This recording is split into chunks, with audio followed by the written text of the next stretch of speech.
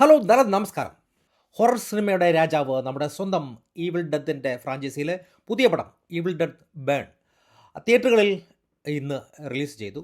Sam റൈമിയും Bruce കാബോലയും തന്നെയാണ് ഇതിൻ്റെയും executive producers. അതുകൊണ്ട് തന്നെ പടം ഒരു രക്ഷയും ഇല്ലാത്ത സാധനം. തിയേറ്ററിൽ നിന്ന് ഇറങ്ങുമ്പോൾ കിട്ടുന്ന ഒരു വൈബ്, ഒരു സ്പോയിലർ ഫ്രീ ആയിട്ടുള്ള ഒരു റിവ്യൂ ആണ്. പോരൂ. ആദ്യം തന്നെ ഇതിൻ്റെ കഥയിലേക്ക് വന്നു കഴിഞ്ഞാൽ, ആലീസ് എന്ന് പറയുന്ന ഫ്രഞ്ച് യുവതി അവളുടെ ഭർത്താവ് മരിച്ച വിഷമത്തിൽ ആശ്വാസം തേടി ഭർത്താവിൻ്റെ തറവാട്ട് വീട്ടിലെത്തുകയാണ്.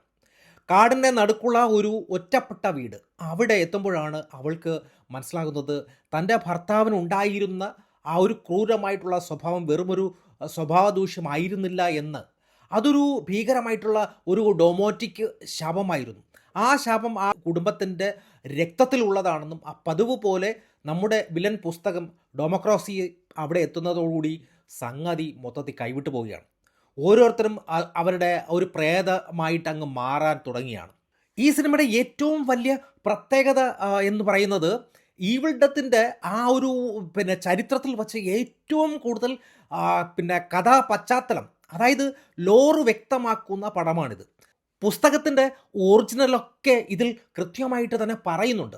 മാത്രമല്ല 2013 അതോടൊപ്പം തന്നെ കഴിഞ്ഞ വർഷം 2023 ഒക്കെ പേടിപ്പിക്കാൻ മാത്രമായിരുന്നുവെങ്കിൽ ഇതിൽ പഴയതുപോലെ നല്ലൊരു ഡാർക്ക് ഹ്യൂമറും തിരികെ കൊണ്ടുവന്നിട്ടുണ്ട്. ഫ്രഞ്ച് സംവിധായകൻ സെബാസ്റ്റ്യൻ വാനിച്ചക്കിൻ്റെ മേക്കിംഗ് സ്റ്റൈൽ വേറൊരു ലെവൽ തന്നെയാണ്. സിനിമ തുടങ്ങി ഒരു 10-20 മിനിറ്റ് കഴിഞ്ഞാൽ പിന്നെ ഓൾ ഗ്യാസ് നോ ബ്രേക്ക് ആണ്. ഒടുക്കത്ത സ്പീഡിലാണ് പടം മുന്നോട്ട് പോകുന്നത്. ഇതിൻ്റെ ബെസ്റ്റ് ആൻഡ് ഗുഡ് എന്ന് പറയുമ്പോൾ, അഭിനയത്തിലേക്ക് വന്നാൽ ആലിസ ആയിട്ട് അവതരിപ്പിച്ച സുഹാലിയ യാക്കൂബ് തകർത്ത് വാരി എന്ന് തന്നെ പറയാം. ഹണ്ടർ ഹ്യൂഡിൻ്റെ ക്യാരക്ടറും ലൂസിൻ്റെ ബുക്കാൻ്റെയും ആ ഒരു ഭയപ്പെടുത്തുന്ന പ്രകടനവും പടത്തിൻ്റെ ഒരു വലിയ പ്ലസ് പോയിൻ്റ് തന്നെയാണ്. സാങ്കേതിക വശം പറയുകയാണെങ്കിൽ വിഷ്വൽസ് ഞെട്ടിച്ചു. വൺ ഷോട്ട് ക്യാമറ രംഗങ്ങളും അതോടൊപ്പം ഈ തലകീഴായിട്ട് ഈ ക്യാമറയുടെ ഒരു ആംഗിളും ഉണ്ടല്ലോ.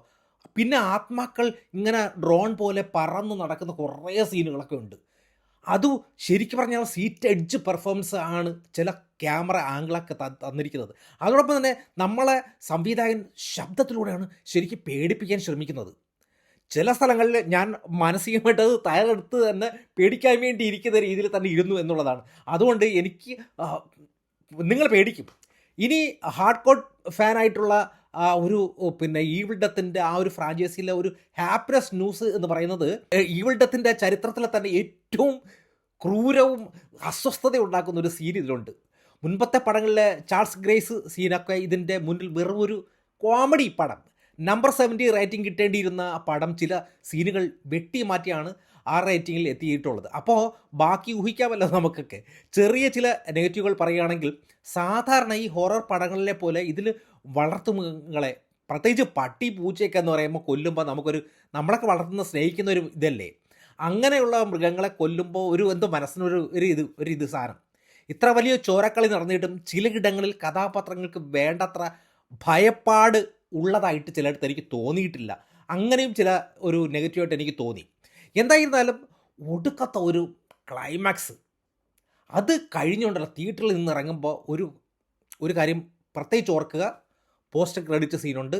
അത് കാണാതെ ആരും തന്നെ തിയേറ്ററിൽ നിന്ന് ഇറങ്ങിപ്പോരുത്. അപ്പോൾ മൊത്തത്തിൽ പറഞ്ഞാൽ ധൈര്യം സംഭരിച്ച് നിങ്ങൾക്ക് സിനിമ ധൈര്യമായിട്ട് പോയി കാണാം. കടുത്ത ഹൊറർ ആരാധകർക്ക് ഒരു വമ്പൻ വിരുന്ന് തന്നെയായിരിക്കും. 2028 ഇതിൻ്റെ അടുത്ത പാർട്ട് ഇറങ്ങുന്നുണ്ട്. അപ്പോൾ അതിനുള്ള എല്ലാ സാധനങ്ങളും കൂടി ഇതിൽ വച്ചിട്ട് തന്നെയാണ് ഈ സിനിമ അവസാനിപ്പിക്കുന്നത്. അപ്പോൾ നിങ്ങൾ ഈ സിനിമ കണ്ടവരാണെങ്കിൽ നിങ്ങൾ ഈ കമൻറ്റ് ചെയ്യുക. ഞാൻ ഇതിൽ 3.8 5-ൽ അത്രയും മാർക്ക് ഞാൻ കൊടുക്കുന്ന ഒരു നല്ലൊരു ഹൊറർ സിനിമകൾ ഇഷ്ടപ്പെടുന്നവർക്ക് ഇഷ്ടപ്പെടുന്ന ഒരു കീട്ടിലെ സിനിമയായിട്ടാണ് എനിക്ക് ഫീൽ ചെയ്തത്. നിങ്ങളുടെ അഭിപ്രായങ്ങൾ രേഖപ്പെടുത്തുക. താങ്ക്